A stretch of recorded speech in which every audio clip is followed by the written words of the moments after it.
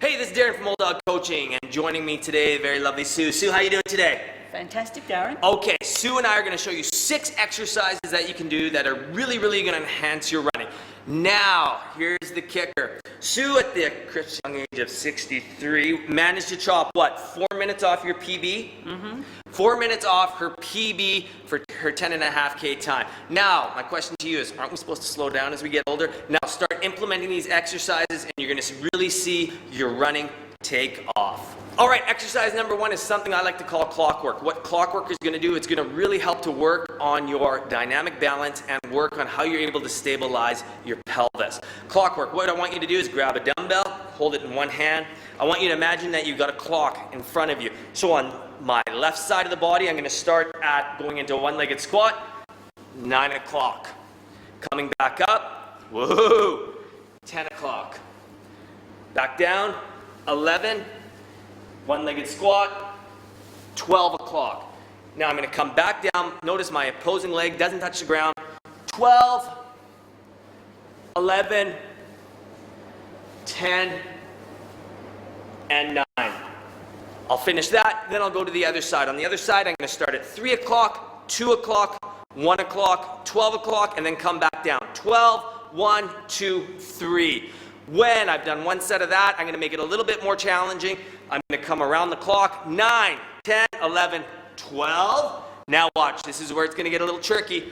1 o'clock, 2 o'clock, and the last one, 3 o'clock, coming all the way back up. Exercise number 1, clockwork. Really going to help with the pelvic stability and your dynamic balance. All right, exercise number 2 is we're going to do a closed chain kinetic knee extension with a step up. Now, the biggest difference between an open chain kinetic exercise and a closed chain kinetic exercise is we're going to get more stability in the joint with a closed chain kinetic exercise. So we're going to be doing a knee extension, closed chain version, and that's just going to give us a little bit more stability into the knee joint. Number 2, and this is really essential, we're going to look at targeting our VMO, vastus medialis oblique. This is a muscle, the little teardrop muscle, that is essential for optimal tracking of your patella, of your kneecap.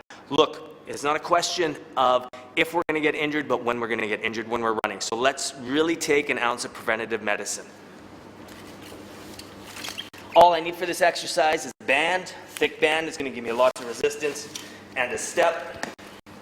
Notice, I square my hips, knees facing straight ahead. I drive up my weight through my heel, and I push my knee back.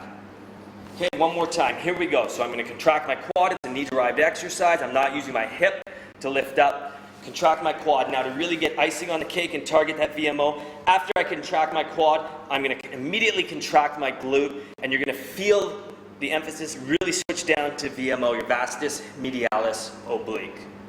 So one more time. Drive through my heel, knee goes back. Then I contract my quad and glute at the same time. Great exercise to really help with stability of your knee. All right, here we go. Exercise number 3. What we're going to do is we're going to target those small little gluteal muscles. Now notice Sue's got a band. She's going to put the band, anchors it around above her knees. Why above her knees? Well, we want to make sure we respect the integrity of the collateral ligaments. So we've got Sue tying up her band. She's got a lot of tension on her band, and what we want to think about is I'm going to get Sue to take a big step. So she's going to sweep out, really driving the sweep from her hips. She's going to sweep out, squat. Notice too, as Sue's doing her squat, okay, her knees aren't collapsing in and out. Postural cue, shoulders down and back, knees don't collapse in and out. Now, Sue, I'll get you to turn around for a second. Why is this exercise important? Well, we have to remember, when we're running, there's a lot of contralateral forces going through the body.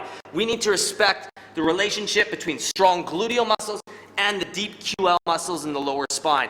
Remember, when we are running, okay, there's a lot of lateral movement from side to side. My question to you is, how is your body dealing with these forces?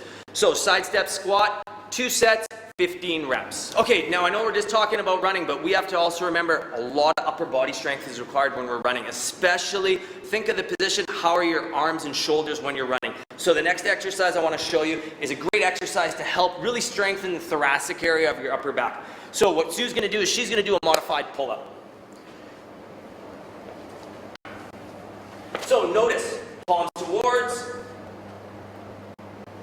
As she pulls herself up, I'm really giving Sue the cue. Sue, really squeeze those shoulder blades together, slowly lower down in the 3 count. 1, 2, 3. Notice as she's pulling up, she's not looking over top of the bar. 1, 2, 3. Great job, Sue. All right, here we go. The next exercise we're going to do is an exercise that's fantastic for helping your thoracic mobility. Listen, we got to remember in our day-to-day activities, how many times are we in this position throughout the day typing away on our keyboard?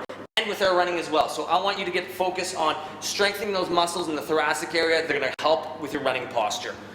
So first thing, Sue's going to put her arms up, thumbs are going to touch. She's going to pull her arms back and then turn her palms over. Very good, Sue. Let's do another one. So line of pull your arms back, turn them over. Notice too, she's not looking over top. And as you get tired, don't be surprised if your arms start to drop. I'd really encourage you to do this in front of a mirror. And what I want you to think about is your thumbs are always in line with your chin. Great, Sue, looking really good. All right, here's your last exercise. Now remember, Sue and I talked about the importance of the relationship between the deep muscles in the lower back, QL, and the small gluteal muscles. This is a fantastic exercise to make sure that we're working on, number 1, our pelvic stabilization and our spine stabilization. Very easy. Take a kettlebell or a weight in one hand, and all you're going to do is walk. Notice as I'm walking, I'm not shifting my spine. Neutral spine, strong, engaged glutes. And then I'll change positions, change sides, and I'll walk back. Very, very important, we're not looking at any lateral deviation of your spine. When that gets too easy for you, just modify it. Put your kettlebell up and walk forward. And I'll show you one more on the way back. Okay, really, really important that we think about not only moving through one plane of motion all the time. This is Darren from Old Dog Coaching. Thanks so much, and I really hope these exercises improve your running.